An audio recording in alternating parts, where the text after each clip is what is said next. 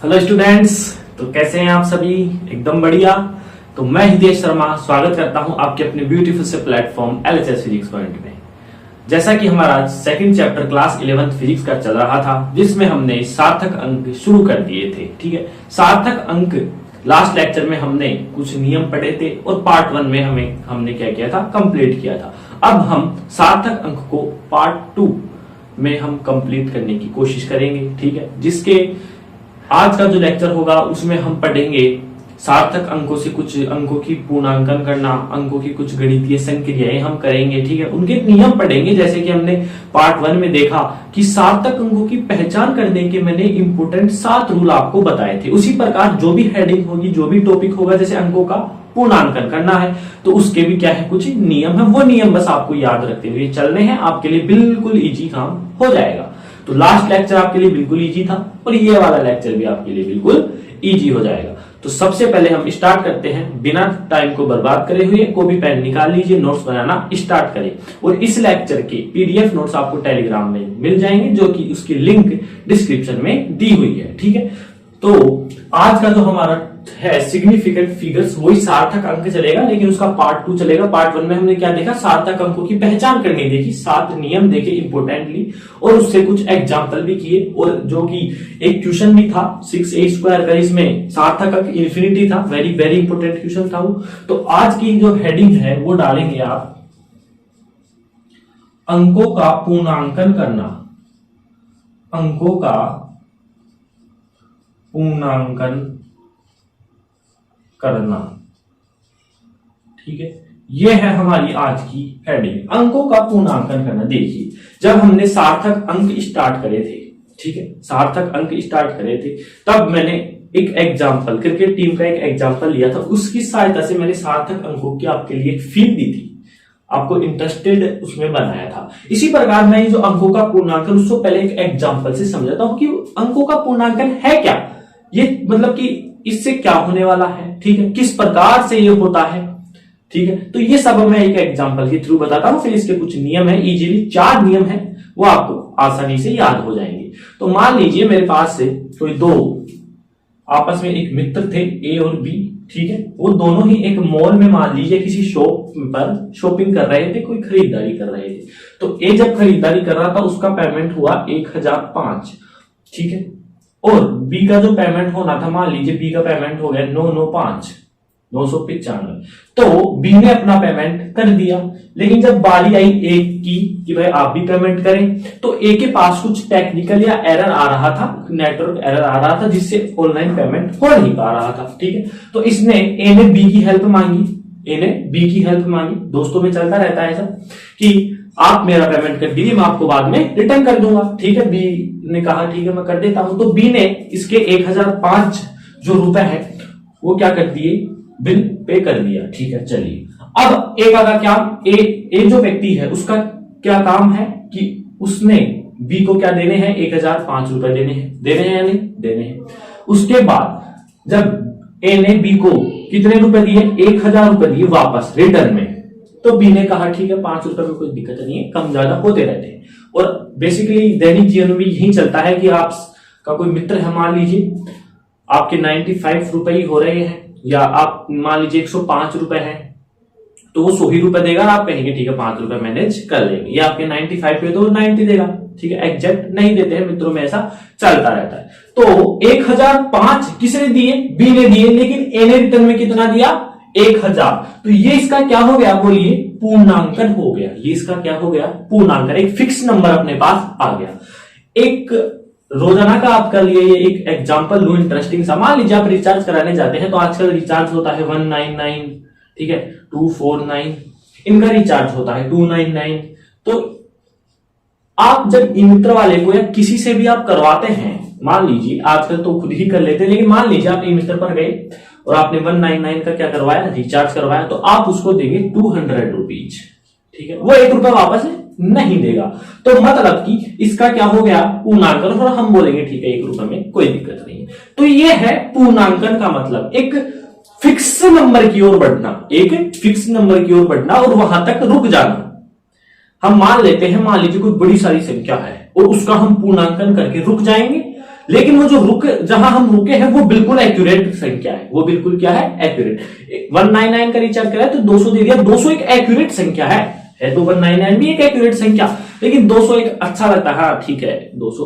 तो ये है पूर्णांकन, मतलब 1005 का 1000 में पूर्णांकन, 199 का 200 में पूर्णांकन हो गया है। ये आपको फील आया होगा थोड़ा टॉपिक के प्रति कि पूर्णांकन है क्या, मतलब अंकों में ही क्या करना है, थोड़ा बहुत फेरबदल करना है। 1005 ये देखिए 100 की जगह बस 0 आया है। 199 इसमें पूरा बदल गया, 1 रुपए का फर्क था तो हमने नहीं मांगा, ठीक है आप रखिए, ठीक है। तो ये था हमारा पूर्णांकन। अब हम इसके कुछ नियम पढ़ते हैं। उम्मीद करता हूं आपको टॉपिक के प्रति इंटरेस्ट आया होगा। चलिए अब मैं सबसे पहले इसके रूल नंबर 1 में जाता हूं, या रूल नंबर 1 से पहले मैं एक लाइन लिखाता हूं। किसी संख्या में हम लिखेंगे, किसी संख्या में, आप साथ के साथ लिखते हुए चले, किसी संख्या में जिस अंक को पूर्णांकित करना है, लैंग्वेज पर ध्यान देंगे, किसी संख्या में जिस अंक को, किसी संख्या में जिस अंक को पूर्णांकित करना है, जिस अंक को पूर्णांकित करना है, ध्यान देंगे किसी कोई भी संख्या है और जिस अंक को हमें पूर्णांकित करना है उसके दाईं ओर, उसके दाईं ओर, एग्जाम्पल से बताऊंगा, टेंशन नहीं लेने का। जी किसी भी संख्या में जिस अंकों में पूर्णांकित करना है ना, उस संख्या के आगे ही तो दाईं ओर होगा, उसके दाईं ओर अंक 5 से तुलना करते हैं, अंक 5 से तुलना करते हैं, अंक 5 से तुलना करते हैं, ठीक है।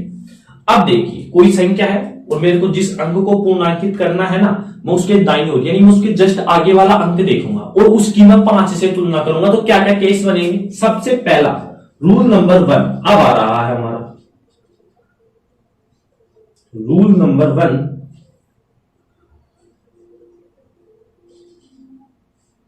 देखिए रूल नंबर फर्स्ट क्या है, हम क्या बोल रहे हैं, जिस अंक को पूर्णांकित करना है उसके दाईं ओर, मतलब जस्ट उससे आगे हम 5 जो अंक है हमारा उससे तुलना करते हैं। पहला रूल नंबर है, यदि अंक 5 से बड़ा हो, 5 से क्या हो बोलिए, बड़ा हो, तो पूर्णांकित अंक में, तो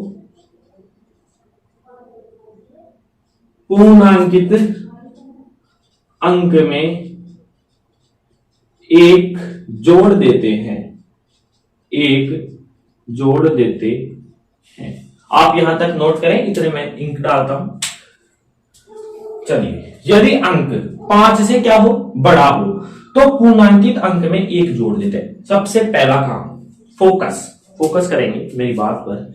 हमें किसी भी संख्या में जिस अंक को पूर्णांकित करना है ना, उसके आगे यानी दाईं ओर हम उस अंक की 5 से क्या करेंगे, तुलना करेंगे, ठीक है, पता हो गया। रूल नंबर 1, यदि जिस अंक से तुलना कर रहे हैं ना वो 5 से बड़ा हो तो पूर्णांकित अंक में हम 1 जोड़ेंगे। एग्जाम्पल देखिए आप, मेरे पास एग्जाम्पल है 2.481, ठीक है। मेरे को इस अंक को क्या करना है, पूर्णांकित। ऐसे करेंगे मतलब क्वेश्चन देगा तो आपको डैश देगा नीचे उसके, स्लैश मतलब सॉरी डैश देगा और आपको बोलेगा कि इस अंक को क्या कीजिए, पूर्णांकित कीजिए। देखो रूल नंबर पढ़ते हुए मैं बता रहा हूं, किसी संख्या में जिस अंक को पूर्णांकित करना है उसके दाईं ओर अंक 5 से तुलना करते हैं।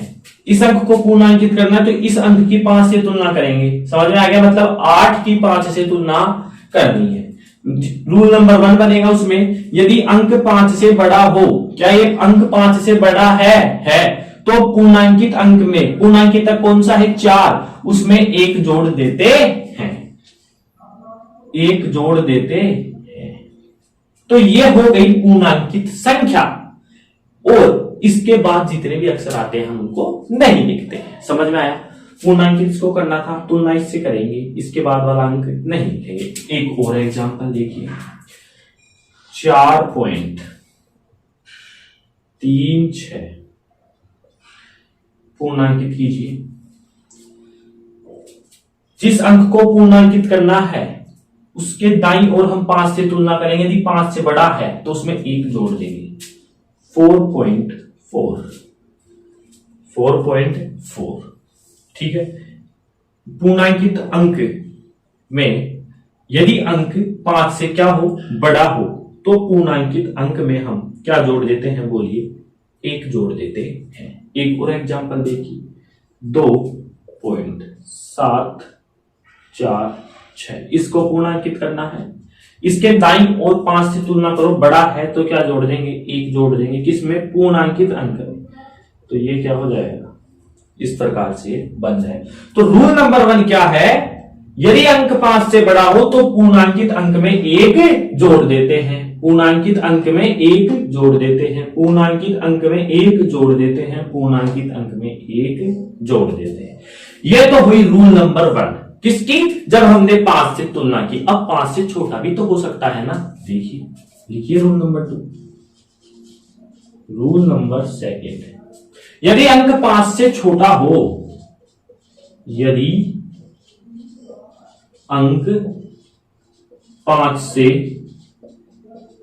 छोटा हो, तो यदि अंक 5 से छोटा हो तो पूर्णांकित अंक एज इट इज रहता है, मतलब पूर्णांकित अंक में कोई परिवर्तन नहीं होता। तो पूर्णांकित अंक में, पूर्णांकित अंक अपरिवर्तित रहता है, पूर्णांकित अंक अपरिवर्तित रहता है। यह है हमारे पास रूल नंबर 2। समझ में आया? एग्जाम्पल से हम इसको समझते हैं। पहला नियम समझ में आ गया, जिस अंक को पूर्णांकित करना है उसके दाईं ओर, मतलब उसके जस्ट आगे, ऐसा नहीं कि भाई इसको करना है, मान लीजिए इसको करना है, इसकी तुलना आप इससे कर रहे हैं, नहीं, इससे जस्ट आगे दाईं ओर 5 से तुलना करते हैं। यदि वो 5 से बड़ा है तो 1 जोड़ेंगे, और यदि वह 5 से क्या है, छोटा है, तो वो क्या रहेगा, एज इट इज रहेगा। क्या रहेगा, एज इट इज। एग्जाम्पल देखते हैं हम। यदि मैं एग्जाम्पल की बात करूं, देखिए एग्जाम्पल में क्या देखेंगे हम देखेंगे कि मान लीजिए कोई संख्या है मेरे पास 7.24, और मेरे को ये क्या करना है, पूर्णांकित करना है ये वाला। तो इसके जस्ट आगे यानी दाईं ओर हम वो अंक देखेंगे जिसकी हमें 5 से तुलना करनी है। क्या ये 4 5 से बड़ा है, नहीं है, 5 से क्या है, छोटा है। तो ये जो पूर्णांकित जो अंक होना है ना, वो एज इट इज रहने वाला है, मतलब 7.2। और देखिए मेरे पास मान लीजिए 8.3212 है, ठीक है, और मेरे को पूर्णांकित कौन सा अंक करना है, ये वाला करना है, ठीक है ना। तो पूर्णांकित अंक के दाईं ओर 5 से तुलना करेंगे। 5 से केस 1 तो हमने पढ़ लिया, 5 से बड़ा होगा तो 1 जोड़ देंगे, 5 से छोटा है तो पूर्णांकित अंक एज इट इज रहता है, यानी क्या हो जाएगा इसका 8.32। तो ये था आपके पास 2 केस बने। किसी संख्या में जिस अंक को पूर्णांकित करना है ना, उसके दाईं ओर अंक 5 से तुलना करते हैं, जिसका रूल नंबर 1 बना, यदि अंक 5 से बड़ा हो, यदि अंक 5 से बड़ा हो तो पूर्णांकित अंक में 1 जोड़ देते हैं, 1 जोड़ दिया। यदि अंक 5 से छोटा हो तो पूर्णांकित अंक अपरिवर्तित रहता है। यदि अंक 5 से छोटा हो तो पूर्णांकित अंक अपरिवर्तित रहता है, यदि अंक 5 से छोटा है तो पूर्णांकित अंक सेम रहता है, यानी पूर्णांकित अंक अपरिवर्तित रहता है, ठीक है, पूर्णांकित अंक अपरिवर्तित रहता है। यह था आपका नियम पूर्णांकन करने का। केस 1 सॉरी जो पहली हेडिंग थी वो समझ में आई, मतलब कि जिस अंक को भी पूर्णांकित करना है ना, उससे जस्ट आगे वाला देखेंगे। यदि वो 5 से बड़ा हुआ तो पूर्णांकित जिस अंक को करना है उसमें 1 जोड़ेंगे, और 5 से छोटा हुआ तो उसको एज इट इज रखेंगे, 5 से छोटा हुआ तो उसको एज इट इज रखेंगे। यहां तक आप नोट करें, ठीक है। चलिए अब इसके 2 नियम और हैं, ये आपको बिल्कुल आसान तरीके से समझ में आ गए होंगे, और वो जो आगे वाले 2 हैं वो तो बहुत ही आसान है। देखिए आगे के जो है हम है, अब इसमें हम क्या लिखने वाले हैं, यदि पूर्णांकित अंक यदि किसी संख्या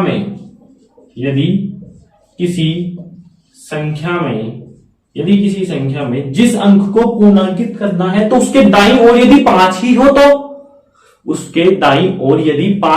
हो तो हम क्या करेंगे। हमने 2 केस देखे कि दाईं ओर तुलना करनी है, यदि 5 हो किससे करनी है, 5 से करनी है। 5 से बड़ा होगा तो 1 जोड़ेंगे, 5 से छोटा होगा तो एज इट इज, और यदि 5 ही हो तो देखिए हम क्या करेंगे, यदि किसी संख्या में पूर्णांकित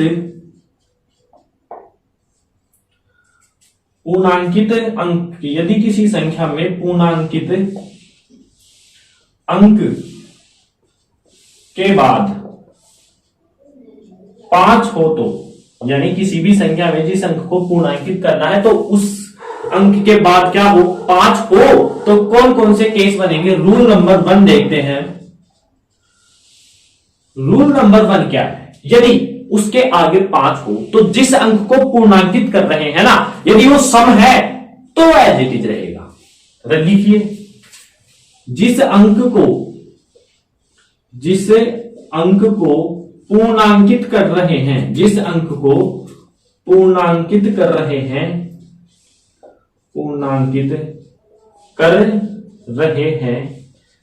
यदि वह सम है तो वह अपरिवर्तित रहता है। तो वह क्या रहता है, अपरिवर्तित रहता है। समझ में आया, मतलब कि एग्जांपल से आप बेटर समझेंगे। मेरे पास है 7.425, ठीक है। अब मैंने आपको बता दिया कि 2 का क्या कीजिए, पूर्णांकन कीजिए, तो हम नियम वही रहेंगे, मतलब इसके जस्ट दाईं ओर आगे वाला अंक देखना है, कितना है, 5 है। 5 से बड़ा होता तो 1 जोड़ दे, 5 से छोटा होता तो एज इट इज, लेकिन अब की बार तो 5 ही आ गया, क्या करे, समस्या हो गई। समस्या कुछ नहीं हुई है, जिस अंक को पूर्णांकित करना है यदि वो सम है तो वह अपरिवर्तित रहता है, ये एज इट इज आ जाएगा, बस समस्या कुछ नहीं है। 7.42 और देखिए 8.7925, इसको करो तो क्या हो जाएगा, ये एज इट इज हो जाएगा। तो ये था रूल नंबर 1। अब आपके मन में ऑटोमेटिक रूल 2 आ गया, यदि जिस अंक को पूर्णांकित कर रहे हैं यदि वह विषम हो तो उसमें 1 जोड़ देंगे, विषम हो तो उसमें 1 जोड़ देंगे। लिख दीजिए रूल 2। जिस अंक को पूर्णांकित कर रहे हैं,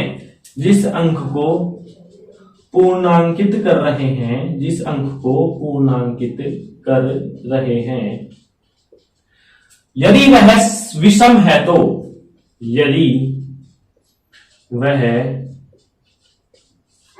विषम है तो, यदि वह विषम है तो उसमें 1 जोड़ते हैं, तो पूर्णांकित अंक में 1 जोड़ देते हैं, पूर्णांकित अंक में 1 जोड़ देते हैं। जैसे एग्जांपल से आसानी से समझ में आ जाएगा, मेरे पास है 6.235, इसका करना है तो मैं देखूंगा दाईं ओर, मेरे पास तो 5 ही आ गया, ना 5 से बड़ा है ना 5 से छोटा है। अब 5 ही आ गया, अब क्या करें, कुछ नहीं करना है, पूर्णांकित अंक को देखिए, क्या ये सम है, 3 सम है क्या, नहीं, 3 तो सम तो नहीं है, विषम है तो इसमें क्या जोड़ेंगे, 1 जोड़ेंगे, जोड़ दीजिए 6.24। चलिए अब आता है मेरे पास 6.29815, इसको करना है, क्या यह विषम है, बिल्कुल है, तो 1 जोड़ देंगे इसके अंदर, 6.2982। तो यह है आपका अंकों का पूर्णांकन करना, ठीक है, यह है आपके अंकों का पूर्णांकन करना। अब देखिए दोबारा मैं रिकैप कर देता हूं, हमने केवल 4 रूल पढ़े हैं। जिस भी संख्या में जिस भी अंक को पूर्णांकित करना है उसके दाईं और जस्ट उससे आगे वाला अंक देखेंगे, यदि वो 5 है तो 4 केस बन रहे हैं, 2 केस बन रहे हैं। यदि वो 5 है तो, दोबारा देखिए, जिस भी संख्या में जिस अंक को पूर्णांकित करना है उसके दाईं और जस्ट आगे वाला डिजिट देखेंगे, और उस आगे वाले डिजिट की 5 से तुलना करेंगे तो दो केस बने। क्या क्या? यदि वो 5 से बड़ा है तो पूर्णांकित अंक में 1 जोड़ेंगे, 5 से छोटा है तो पूर्णांकित अंक एज इट इज रहेगा। यदि 5 ही आ गया तो हम देखेंगे कि पूर्णांकित अंक सम है तो एज इट इज, और विषम है तो 1 जोड़ देंगे, और विषम है तो पूर्णांकित अंक में 1 जोड़ देते हैं। तो ये था हमारा ब्यूटीफुल सा टॉपिक, अंकों का पूर्णांकन करना। आपको बिल्कुल आसान तरीके से ये समझ में आया है, मैं श्योर कह सकता हूं। ठीक है, समझ में आ रहा है। तो यहां तक आप नोट करें। इसका एक टॉपिक और बचा है, वो हम अभी फिनिश करते हैं, और ये चैप्टर भी क्या करते हैं, फिनिश करते हैं। चलिए, कर लिया नोट? मिटा देते हैं हम इसको। तो मजा आ रहा है कि नहीं लेक्चर में? अभी तो शुरुआत है फिजिक्स की, धीरे धीरे आपके सब कॉन्सेप्ट बिल्कुल क्लियर हो जाएंगे। अब सार्थक अंकों से संबंधित कुछ अंकीय संक्रियाओं के नियम लिखेंगे हम। लिखिए, सार्थक अंकों से संबंधित, हेडिंग डालेंगे सार्थक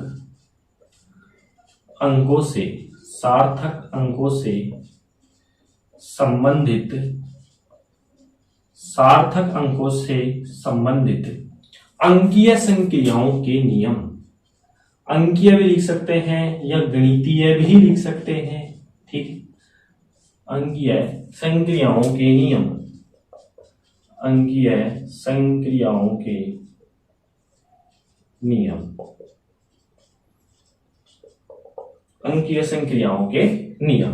तो आप हेडिंग डालें, नोट कर लिया हेडिंग? हेडिंग है हमारे पास सार्थक अंकों से संबंधित अंकीय संक्रियाओं के नियम। अब देखो, अंकीय संक्रियाओं का तात्पर्य है कि जोड़, बाकी, गुणा और भाग। यदि किन्हीं भी दो संख्याओं का मैं गुणा या भाग करूं तो उनमें नियम क्या होगा? यदि किन्हीं भी संख्याओं का मैं व्यवकलन करूं या संकलन करूं तो क्या क्या नियम होंगे? दो ही नियम है।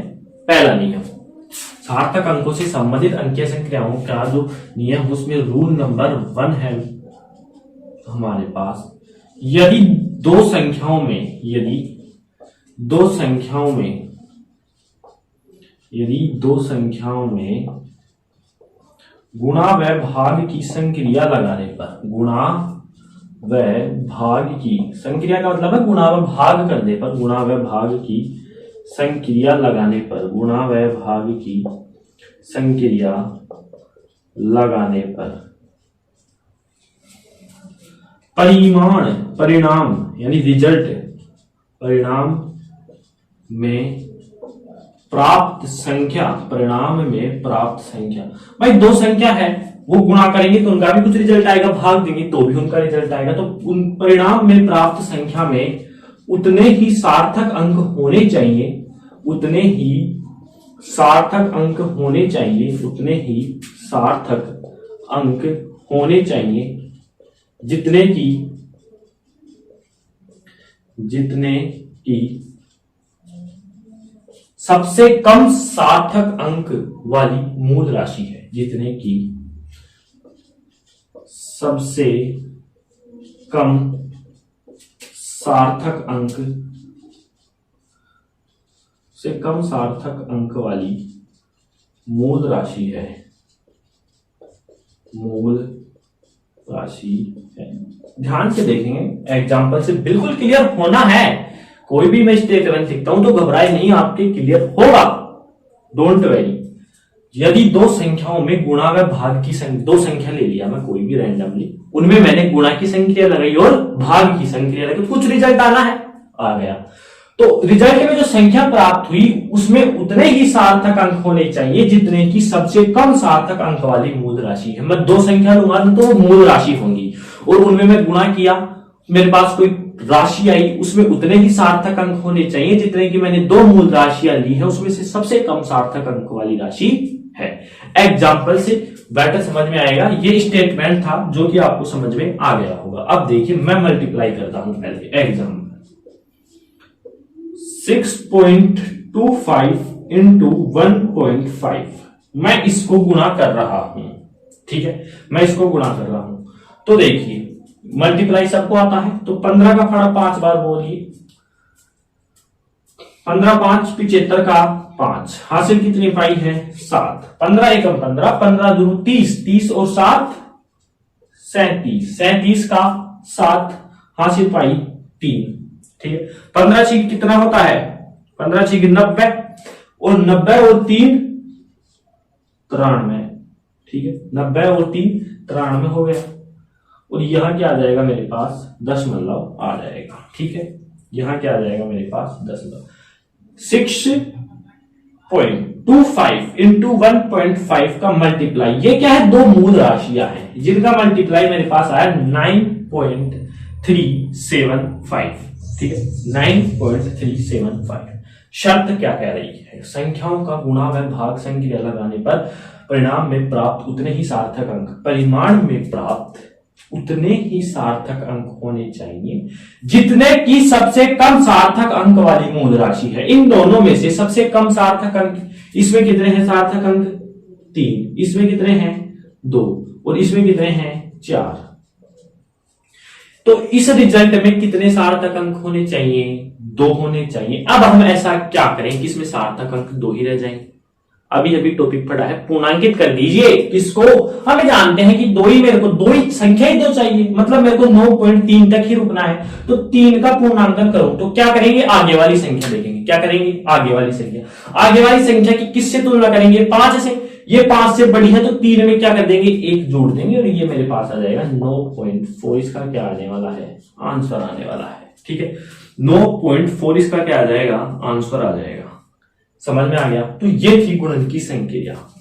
कोई भी 2 राशि लीजिए, उनका गुणा करके मेरे पास रिजल्ट ये आया, परिमाण में प्राप्त संख्या में उतने ही सार्थक अंक होने चाहिए जितने की सबसे कम सार्थक अंक। इसमें मतलब आपको पता चल गया, मेरे को तो 2 सार्थक अंक चाहिए, मतलब 9.3 तक कैसे भी रुकना है।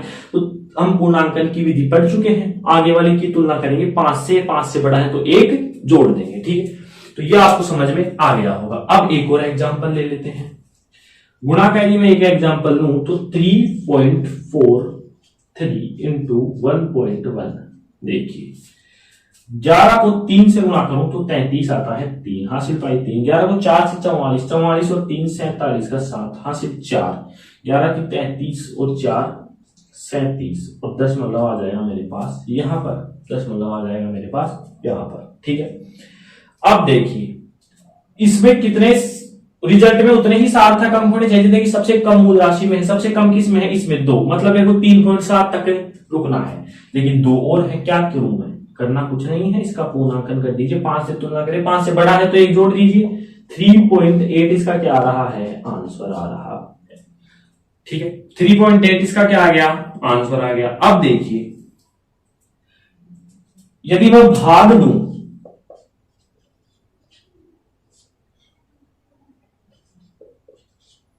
देखिए 5.450 भाग 2.5 भाग 2.5। ठीक है, देखिए 25 एकम 25, 25 दूनी 50।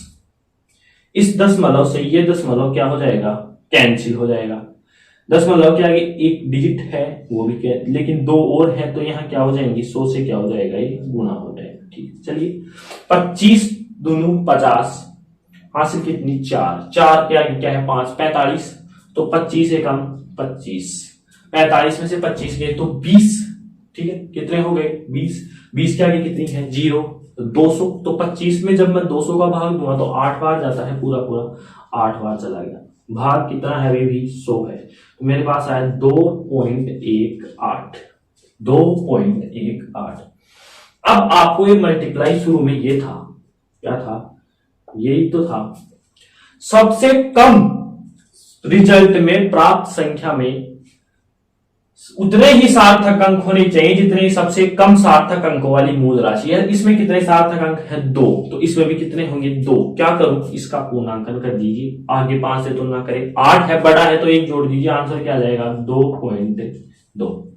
आंसर क्या आ जाएगा इसका 2.2। समझ में आ रहा है, समझ में आ गया होगा आपने। ये थी रूल नंबर 1।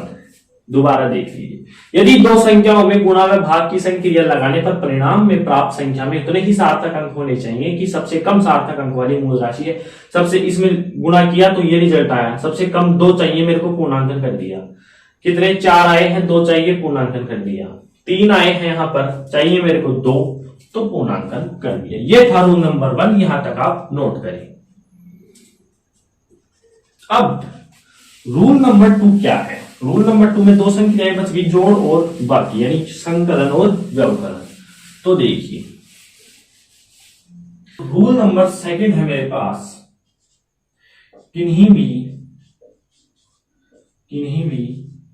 दो संख्याओं में, किन्हीं भी दो संख्याओं में योग व व्यवकलन की संक्रिया लगाने पर, योग व व्यवकलन की संक्रिया लगाने पर प्राप्त परिणाम में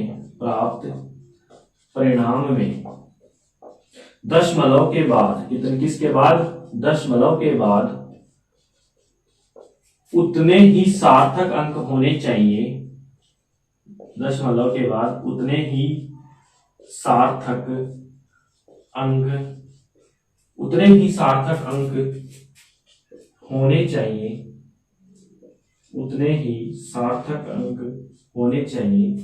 जितने की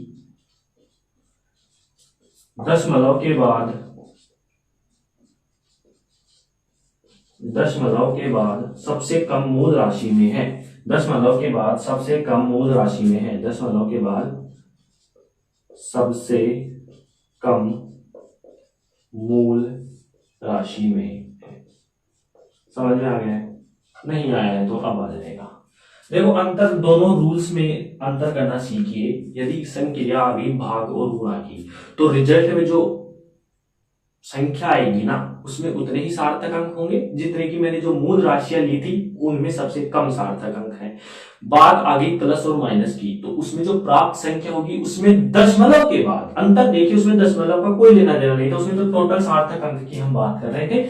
इसमें दशमलव के बाद उतने ही सार्थक अंक होने चाहिए जितने की सबसे कम दशमलव के बाद सार्थक अंक वाली मूल राशि है। ठीक है, तो दोनों में आप अंतर करना सीख रहे होंगे। देखिए यदि मैं एक एग्जाम्पल लूं, सबसे पहले योग का लेता हूं, 3.728 प्लस 1.38 योग करिए। अब इसका, जब मैं इसका योग करूंगा तो योग ऐसे करते हैं पॉइंट वाले, 3.728 1.38, तो इसका आप योग करेंगे तो 8 के नीचे 0 है तो 8 तो एज इट इज आ जाएगा।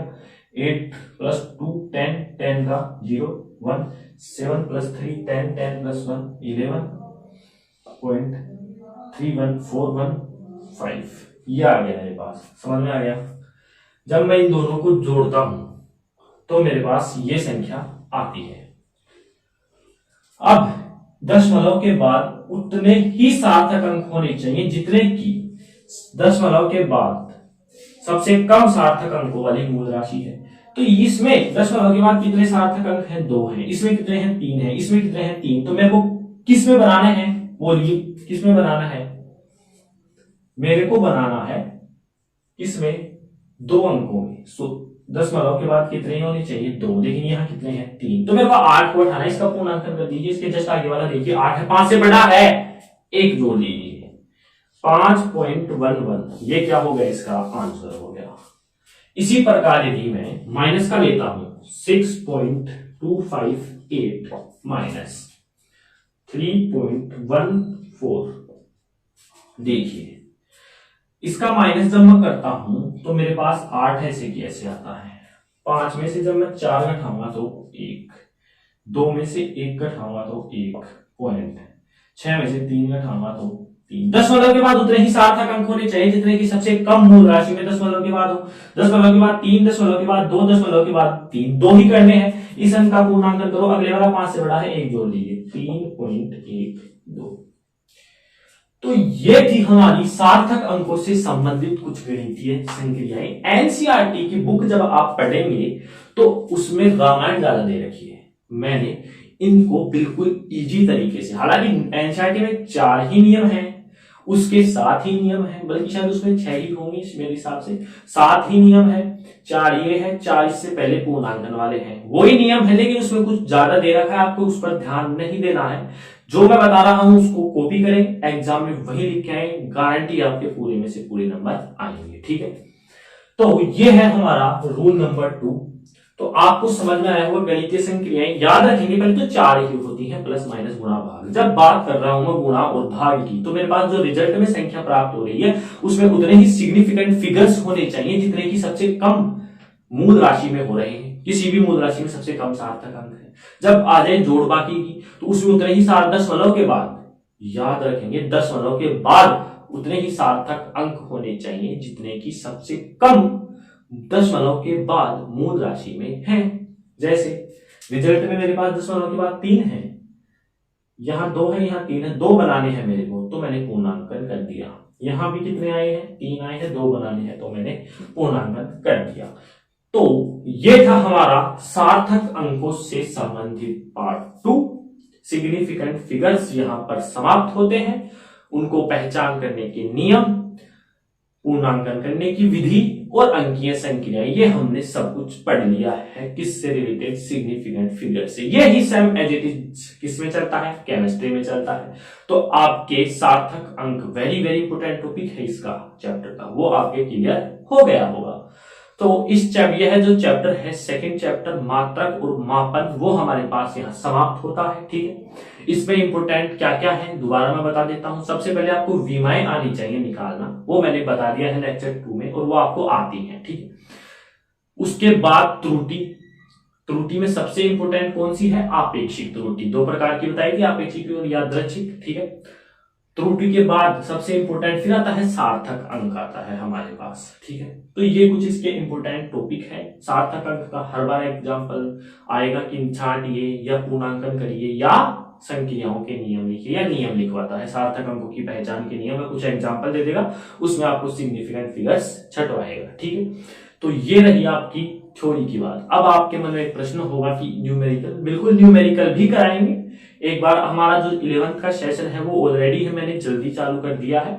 लास्ट में हम पहले एक बार थ्योरी पार्ट पढ़ लेते हैं, फिर एक एक चैप्टर के हम न्यूमेरिकल उठाएंगे, ताकि आपको जब न्यूमेरिकल करेंगे हम, तब आपकी थ्योरी भी क्लियर हो जाएगी और न्यूमेरिकल भी क्लियर हो जाएगी। एक तरह से आपका रिवीजन हो जाएगा। ठीक है, तो समाप्त करते हैं हम आज के लेक्चर को यहीं पर। उम्मीद करता हूं आपको आज का लेक्चर बिल्कुल समझ में आया होगा। मिलते हैं कल एक नए लेक्चर के साथ, नए जोश के साथ और नए चैप्टर के साथ, चैप्टर 3 सरल रेखा में गति। ठीक है, तो तब तक के लिए आप पढ़ाई करते रहें, और जितने भी 11th के छात्र अब जाएंगे 10th से, वो बिल्कुल भी डीले ना रहे। 11th में बार बार बोल रहा हूं, वेरी वेरी इंपोर्टेंट क्लास है, आप बिल्कुल लचीले नहीं रहेंगे। ठीक है, मेहनत करेंगे, लगातार मेहनत करेंगे तो मंजिल आपके कदमों में अवश्य आएगी। ठीक है, तो मिलते हैं एक नए लेक्चर के साथ, नए शुरुआत के साथ। तब तक के लिए आप पढ़ाई करते रहें। All the very best.